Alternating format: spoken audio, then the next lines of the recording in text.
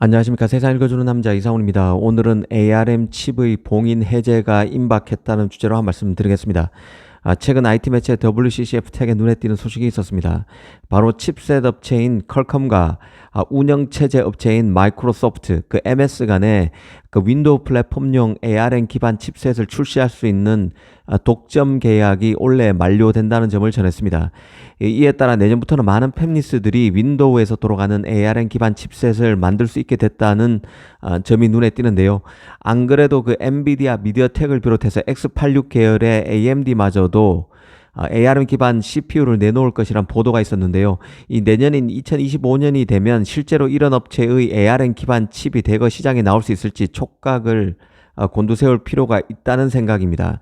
이런 점을 전해드리겠습니다. 이 퀄컴은 아시다시피 애플이 ARM 기반 자체 CPU인 M 시리즈를 내놓아서 공전의 히트를 친 이후 자존심이 상했습니다. 이 자신이 ARM 기반 CPU를 먼저 내놨지만 실패했는 데 비해서 애플은 자신의 운영체제 아래서 M 시리즈를 성공시켰죠. 그래서 절치부심했고 뛰어난 스타트업인 누비아를 인수했던 게 퀄컴입니다. 그리고 퀄컴은 신기일전의 의미에서 PC 라인업 브랜드도 기존 스냅드래곤 8CX에서 스냅드래곤 X로 바꿨습니다. 그리고 이번에 스냅드래곤 X라는 신제품을 내놓은 것이죠. 이 스냅드래곤 X의 가장 큰 특징은 퀄컴의 자체 CPU 코어인 오라이온이 탑재됐다는 점에 있습니다. 사실 이 때문에 ARM이 퀄컴에 열받았다는 소식도 일전에 소개해드린 적이 있습니다. ARM 입장에서는 이 퀄컴이 인수한 누비아를 통해서 누비아가 개발하고 있던 독자 IP에 대한 권리까지 확보해서 오라이온이라는 이 퀄컴 자체 CPU를 내놓은 것이기 때문에 퀄컴에 소송을 제기한 것이죠. ARM으로서는 퀄컴이 자신의 IP를 그대로 갖다 써야 돈이 되는데 인수한 회사를 통해서 독자 IP를 내놓았으니 열이 받은 것입니다. 이 재미있는 대목, 눈에 띄는 대목은 이번에 퀄컴과 MS 간에 ARM 기반 칩 독자 공급 계약이 올해인 2024년 말 만료된다는 사실을 공개한 사람이 바로 ARM의 CEO인 르네 하스라는 점에 있습니다. 이 하스 CEO는 최근 수년 동안 윈도우에서 구동되는 ARM 기반 칩을 퀄컴만이 HP나 레노버, 델 같은 노트북 제조 업체에 제공할 수 있었던 이유는 퀄컴이 MS와 독점 파트너십을 형성한 덕분인데 이제 이게 끝날 날이 얼마 남지 않았다고 공식적으로 밝혔습니다. 그러면서 ARM의 하스 CEO는 이제 다른 업체가 윈도우로 구동되는 칩셋 시장에 뛰어들어서 퀄컴의 시장 점유율을 빼앗을 수 있는 수많은 기회가 열릴 것이라는 뉘앙스로 얘기했습니다. 이 퀄컴만이 ARM 기반 칩을 만드는 날은 올해가 마지막이 될 것이라는 투로 퀄컴을 대놓고 디스했다는 생각인데요. 이 자체 오라이온을 탑재한 이 퀄컴의 스냅드래곤 X보다는 엔비디아, 미디어텍, AM 등이 이 시장에 들어와서 자신의 IP를 활용한 칩을 만들길 바라는 마음이 담겼다고 봅니다. 기존 CPU 시장을 개괄해보면 이 초미세 공정을 통한 프로세서 칩 양산의 어려움으로 인텔 등이 점점 주춤하고 있고, 이 과정에서 애플, 퀄컴 등 유력 팹리스들은 인텔 그늘에서 벗어나 강력한 자체 칩, ARM 기반 칩셋을 내놓고 있습니다. 하지만 칩이 뛰어나다고 기존 칩을 버리고 새 칩을 무조건 쓸 수 있는 것은 아니죠. 이 새 칩의 탑재는 MS와 같은 OS 업체의 도움이 없다면 불가능한 일입니다. 운영체제를 담당하는 MS의 경우는 인텔 영향력을 줄이기 위해서 ARM 프로세서 기반 윈도우 OS를 강력히 지원하고 있습니다. 기존 칩 강자의 부진, ARM IP를 활용한 업체의 칩 설계붐, OS 업체의 측면 지원 등 3박자가 맞아 들어가면서 ARM 기반 CPU의 위상이 점점 세지고 있다고 이해하시면 될 것 같습니다. 그런데 이번에 드러난 이 퀄컴과 MS의 독점 계약에 따르면 올해까지만 퀄컴만이 ARM 기반 칩을 공급할 수 있습니다. 하지만 내년부터는 달라지는 것이죠. 일전에 엔비디아, 미디어텍, 미디어텍 등이 ARM 기반 CPU 출시를 준비하고 있다는 소식이 있었는데요. 이 아기가 맞아 들어간다는 생각입니다.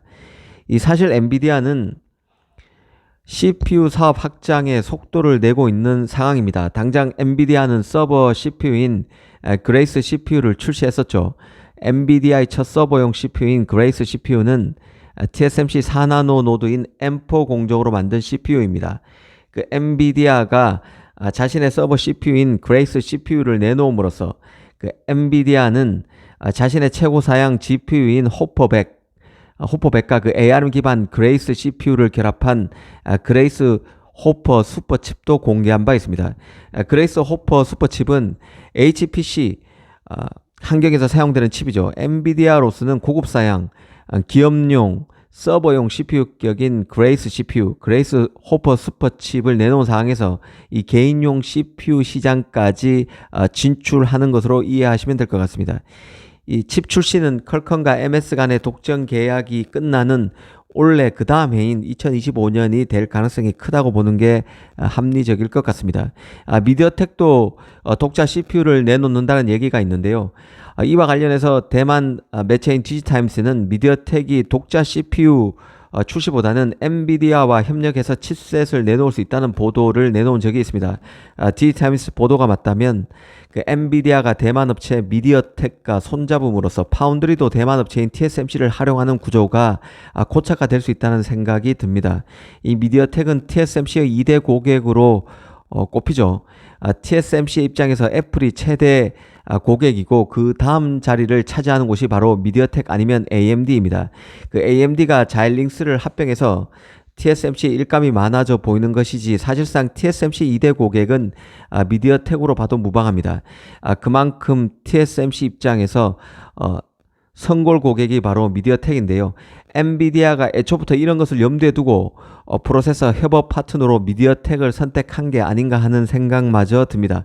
미디어텍과 TSMC라는 대만 업체 간 강고한 파트너십에 젠슨 항이 CEO로 있는 엔비디아가 마치 삼각동맹처럼 TSMC에 더 의존하는 구도가 점점 고착화되고 있다. 형성에서 점점 더 심화되고 있는 구조가 아닌가 합니다. 그 엔비디아 입장에서는 미디어텍이 크롬북 시장의 그 20%를 차지하고 있는 만큼 미디어텍이 자신의 IP를 사용하면 실적 개선에 도움이 됩니다. 다만 엔비디아가 프로세서 협업을 위한 기술력뿐만 아니라 파운드리 캐파 확보 등도 염두에 두고 미디어텍을 선택할 수 있다는 생각도 듭니다. 그 AMD가 ARM 기반 칩을 내놓을 수 있을지도 관전 포인트입니다. 인텔과 함께 X86의 터줏대감이 바로 AMD인데요.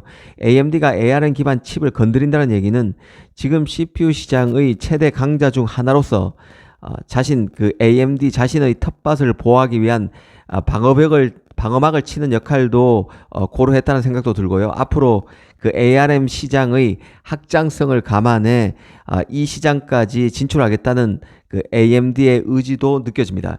올해는 CPU 시장에서 많은 변화가 예상되는데요. 그 ARM 칩의 봉인이 해제되면 또 어떤 팹리스가 CPU 시장에 뛰어들지, 또 이들이 인텔의 아성을 얼마나 허물 수 있을지 지켜보는 것도 흥미로울 것 같습니다. 이 프로세서 경쟁에서 메모리 역할도 있을 것이고, 프로세서 경쟁 결과에 따라 파운드리 지형 변화도 클 것입니다. 이런 점은 삼성에게 다 큰 영향을 줄 수 있는 부분이죠. 이런 것도 잘 체크해야 할 포인트라는 생각입니다. 감사합니다.